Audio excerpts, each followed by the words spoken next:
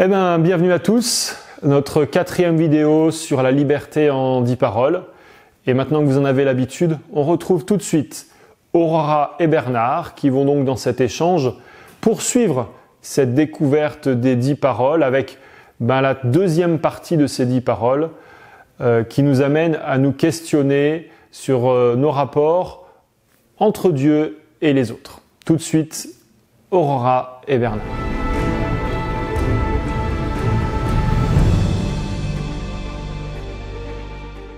Bonjour Bernard. Bonjour Aurora, ça fait plaisir de te retrouver. Moi aussi.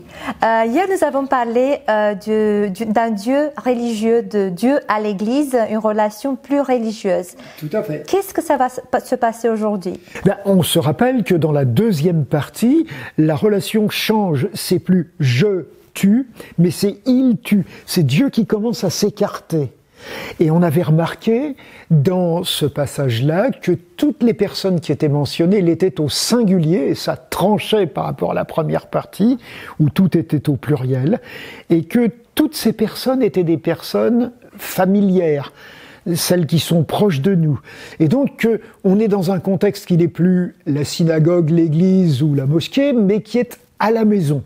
C'est une atmosphère domestique. Et d'ailleurs, pour bien le remarquer, je vais te demander de relire cette deuxième section centrale du texte. Bien sûr.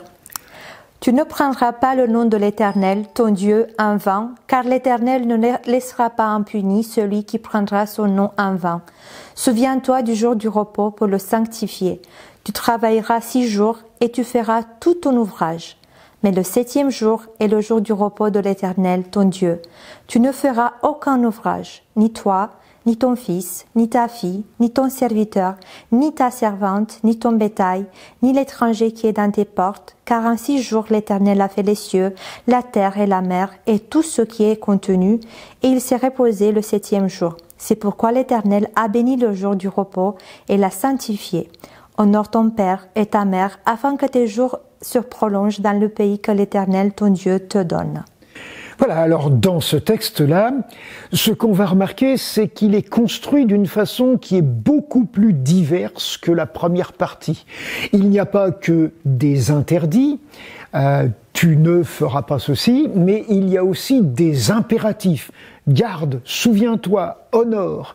Il y a aussi des ordres positifs. Tu feras tout ton ouvrage et tu travailleras 6 jours. Donc on a une variété de formulations qui fait qu'on est bien conscient que ce ne sont pas que des interdits qui sont là. Mais évidemment, c'est toujours aussi plein de promesses que dans la première partie. Quelle serait la structure de cette partie du texte? Alors cette structure, on l'a déjà vu rapidement, c'est une structure concentrique, c'est-à-dire que les deux thèmes qui font le début et la fin sont construits parallèlement. Celui sur le nom est 2 fois négatif, c'est-à-dire qu'il y a à la fois un interdit qui est négatif et une justification qui est formulée avec une négation. Tandis que, parallèlement, le dernier qui concerne les parents, c'est positivement que c'est énoncé, honore ton père et ta mère, et c'est justifié aussi positivement, afin que tes jours se prolongent. Il n'y a aucune négation là. Donc c'est à la fois un parallélisme avec la construction double, et c'est en même temps un parallélisme qui s'oppose.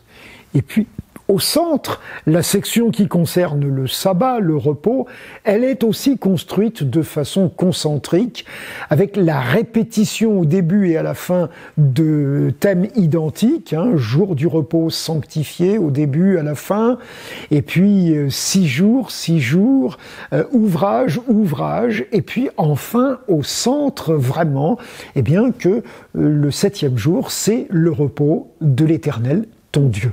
Donc, ceci est en train de montrer que ce texte est construit autour d'un axe.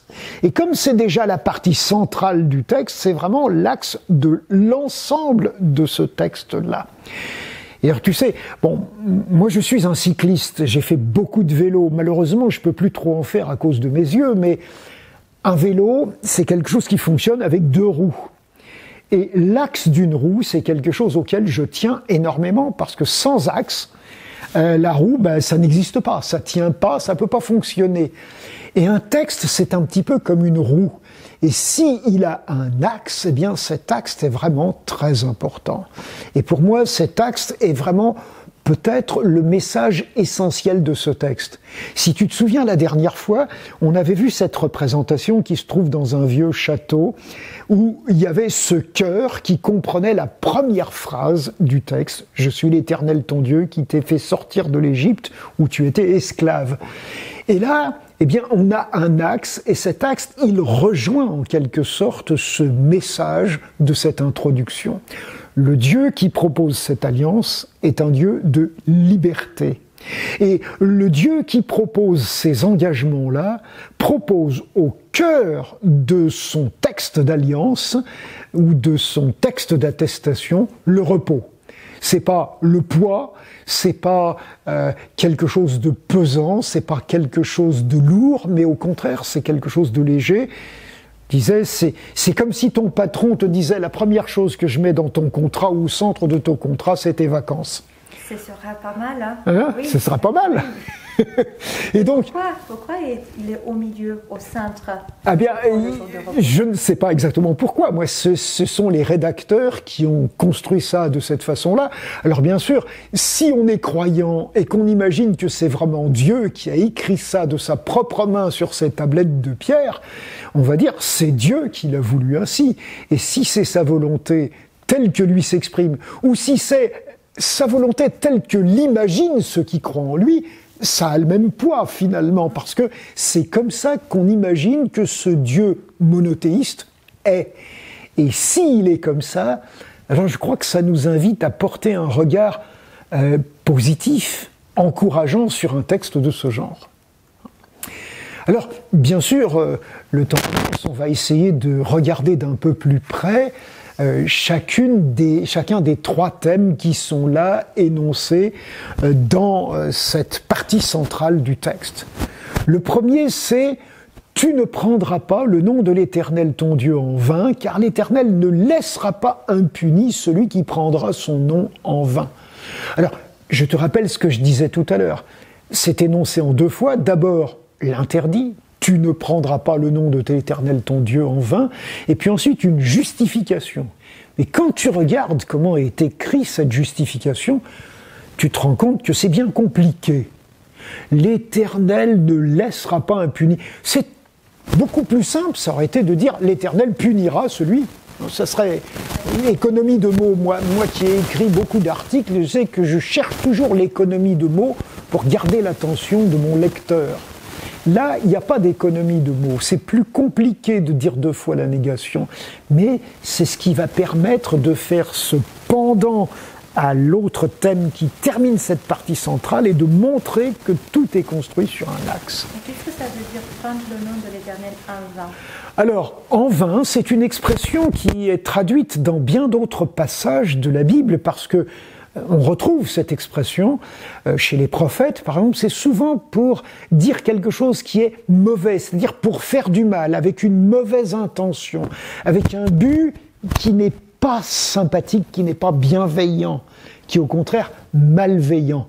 Alors c'est vrai, nous on est peut-être habitués à un langage qui parle de quelque chose qui est neutre, ce qui est vain, bon, ça n'a pas d'importance, c'est ni bien ni mauvais.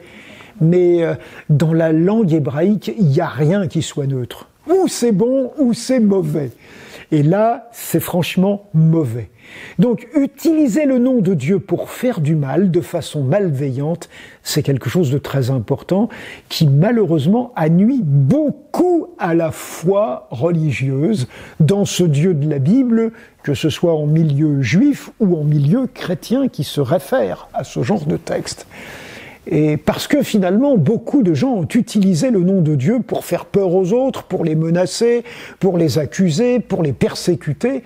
Et c'est évident qu'il y a là quelque chose qui est terrible dans l'histoire des religions, où Dieu a été utilisé par les hommes pour opprimer d'autres hommes.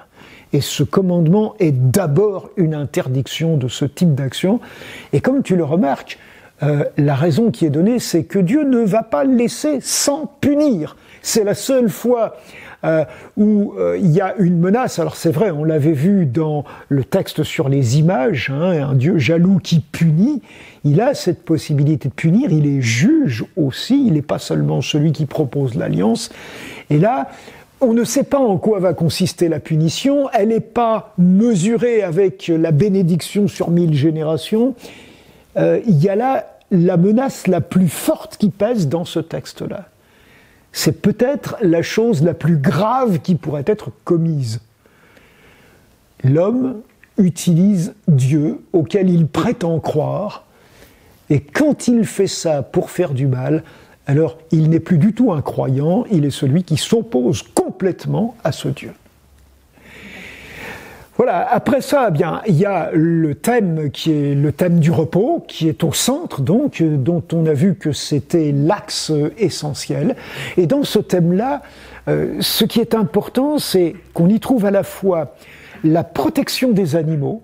C'est la première fois que dans l'Antiquité, il y a une loi qui va protéger des animaux. Hein. Ni ton bétail ne doit obéir. Et quand tu te souviens, quand on a vu les différences avec le Deutéronome, il disait ni ton bœuf, ni ton âne, ni aucun animal qui t'appartienne. Donc là, le texte insiste sur la liberté des animaux aussi. Et puis, dans le texte du Deutéronome, on insiste aussi en disant « afin que ton serviteur et ta servante puissent aussi se reposer ». Donc c'est contre l'esclavagisme, c'est contre l'oppression des êtres humains aussi, et pas seulement des animaux.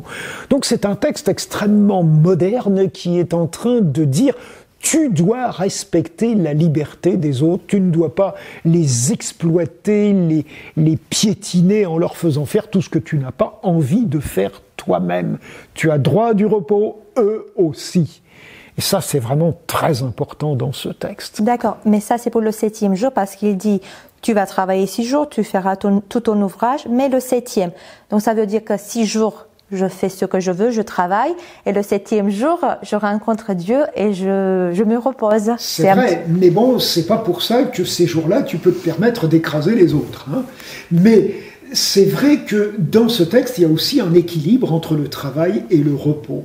Et c'est vrai que l'être humain a des tendances qui sont divergentes. Il y a des êtres humains qui fuient le travail, et puis on a d'autres qui se noient dans le travail. Et il faut trouver un équilibre entre le repos et le travail, et ce texte-là est un texte qui nous invite à réfléchir à cet équilibre-là aussi. Et puis tu te souviens, les justifications pour cet ordre du sabbat, ce commandement du sabbat, ou cette promesse du sabbat, dans l'Exode, c'était justifié par la création. Dieu a créé, il a travaillé 6 jours, hein, c'est ce que tu as lu tout à l'heure, tandis que dans le Deutéronome, c'était justifié par la libération. Dieu te demande de te souvenir que tu as été esclave et que maintenant tu es libre.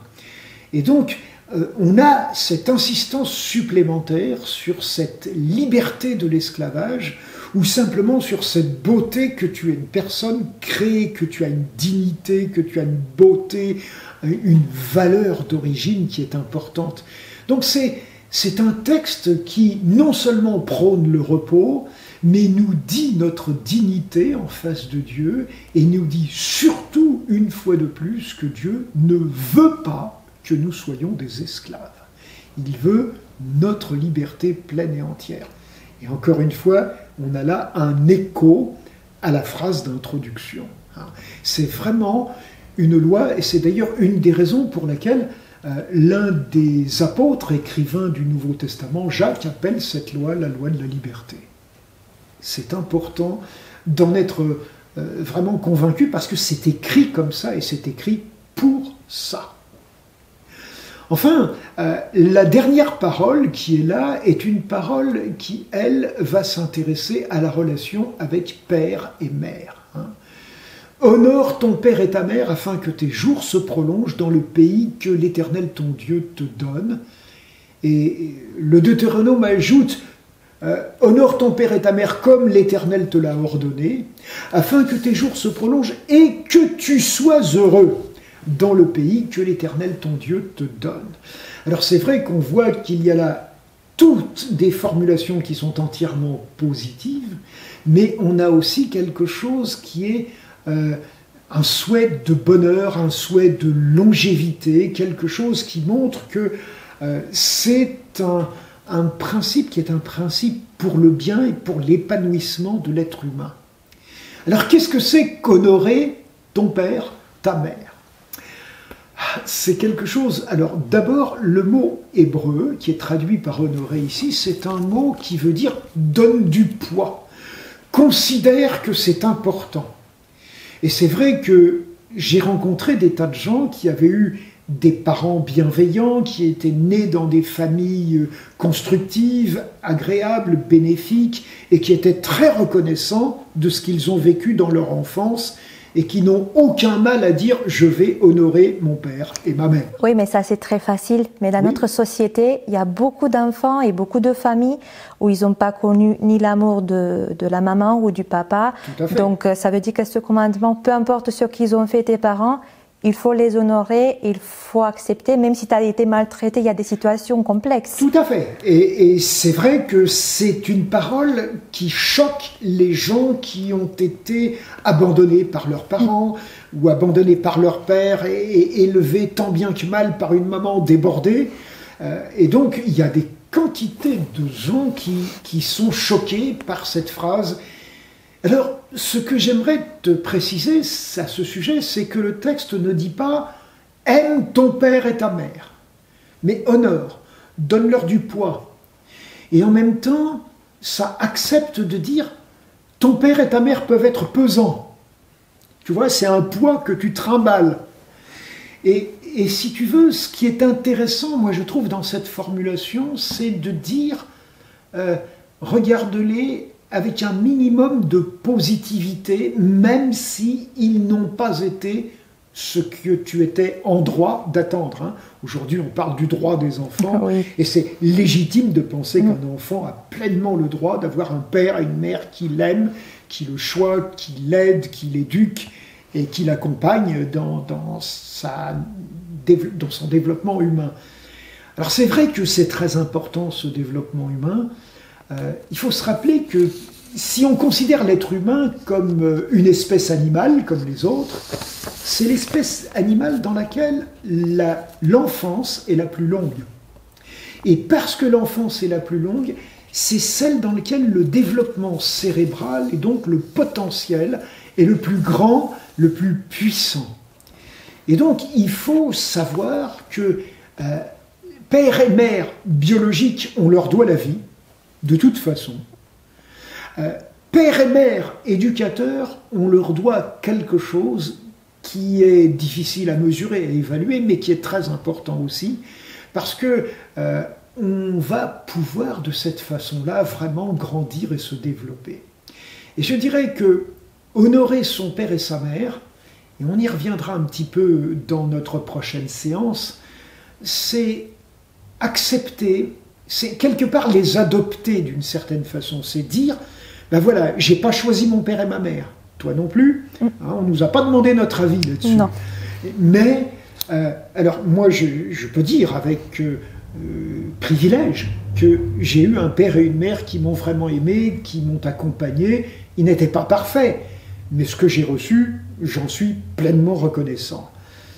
Mais si tu veux, même si je n'en étais pas aussi reconnaissant que je le suis, je crois avoir compris que si j'adopte mon père et ma mère, eh bien, je vais pouvoir construire quelque chose. Par contre, si je les rejette complètement, si j'estime qu'ils ne m'ont fait que du mal et que je n'ai rien à recevoir de leur part, je vais devenir quelqu'un qui n'acceptera pas la vie telle qu'elle est, les difficultés que je rencontre et qui sera toujours contre et qui n'arrivera jamais à construire. Et moi, je suis convaincu par mon expérience personnelle et par quantité de gens avec qui j'ai parlé dans toute ma carrière professionnelle que nous avons besoin de donner au minimum ce poids de dire « Ok, ça c'est mon père, ça c'est ma mère, ils m'ont donné la vie, merci, maintenant je peux construire là-dessus, sur cette base, quelque chose qui peut-être est complètement différent de ce qu'ils ont été, de ce qu'ils ont fait. » Et il me semble qu'il y a là quelque chose de fort et de très important pour notre vraie liberté profonde. C'est la raison pour laquelle le texte promet à la fois la longévité et le bonheur si on prend l'ajout du Deutéronome. Et il me semble qu'il y a là quelque chose de précieux et d'important. Alors voilà, si on fait le bilan de ce que nous avons regardé dans cette partie centrale, rappelons-nous d'abord, l'axe, c'est le jour du repos, c'est le jour de l'Éternel ton Dieu, c'est-à-dire ton Dieu est un Dieu du repos. Et puis, tout est là dans une relation où Dieu s'écarte petit à petit pour faire place à la famille, à ceux qui sont proches de nous, à ceux que nous rencontrons et qui nous voient tels que nous sommes. Pas simplement au groupe qui va à l'église ou à la mosquée ou à la synagogue avec nous et qui est le groupe des croyants qui doivent se prononcer sur Dieu. Mais là, on est croyant peut-être, ou on n'est pas croyant, on vit dans une famille, mais les gens voient comment on est réellement dans cette famille. Et là, l'important, eh bien, c'est d'être libérateur, c'est de pouvoir être honoré. Hein, je dis des fois avec un peu d'humour, dans ta famille, où tu organises la fête, et c'est une fête d'être en famille, où un jour on va te faire ta fête, parce que tu ne mérites pas vraiment d'être le père ou la mère que tu as été. Donc voilà un petit peu la teneur de cette partie centrale du texte. Merci beaucoup Bernard et à demain. Merci beaucoup Aurora et Bernard. Et aussi tout de suite, nous retrouvons donc des questions posées par des jeunes et Bernard à nouveau essayera d'y répondre pour que nous puissions continuer à réfléchir sur cette partie des 10 paroles que nous sommes en train de découvrir. Peut-on dire que ces commandements sont communs à tous les humains et qu'ils permettraient de vivre ensemble ? Alors c'est vrai que quand tu lis ces textes, tu te rends compte qu'ils sont adressés d'abord aux esclaves qui sont sortis d'Égypte. Mais quand tu lis le texte du Deutéronome, tu as l'impression que le sabbat va insister là-dessus puisqu'il justifie le sabbat en disant « Tu te souviendras que tu as été esclave et que je t'ai libéré ». Mais rappelle-toi de l'autre version qui est dans le livre de l'Exode et qui va dire « Tu travailleras 6 jours parce que Dieu a travaillé 6 jours pour la création et il s'est reposé le 7e. Est-ce que tu fais partie des êtres créés ? Tu fais peut-être pas partie des esclaves hébreux qui sont sortis d'Égypte, mais tu fais certainement partie des êtres créés. Et ce texte, il est pour toi, il n'est pas seulement pour les esclaves hébreux de l'Antiquité. En quoi ce texte enseigne-t-il la liberté des autres ? Tu sais, si tu estimes être libre, eh bien, la chose qui va te permettre d'être sûr de cette liberté, c'est que tu l'accordes aussi aux autres. Et donc, dans ces textes, tu as des éléments, et on parlait tout à l'heure avec ton copain du texte sur le sabbat, eh bien, le texte sur le sabbat va dire « tu te reposeras ». Mais tu ne feras aucun ouvrage ce jour-là. Mais pas seulement toi tout seul. Tu ne feras pas travailler les autres.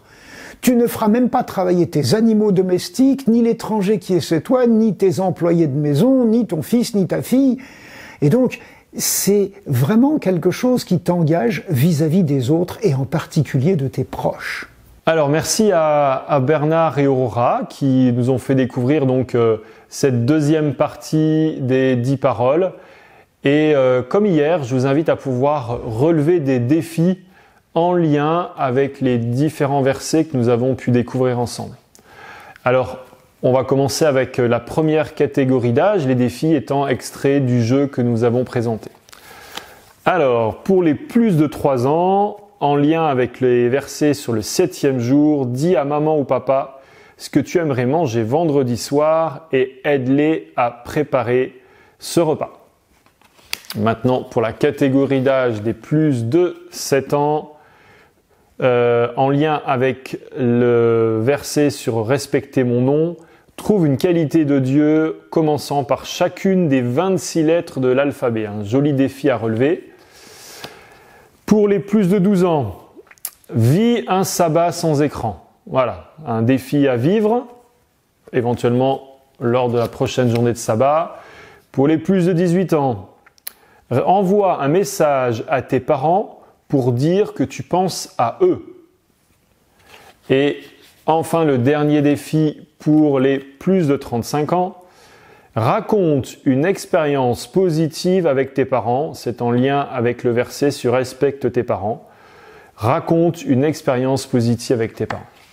Alors, je vous dis à une prochaine vidéo pour pouvoir poursuivre notre itinéraire de découverte des 10 paroles au travers de cette idée que la liberté peut être vécue.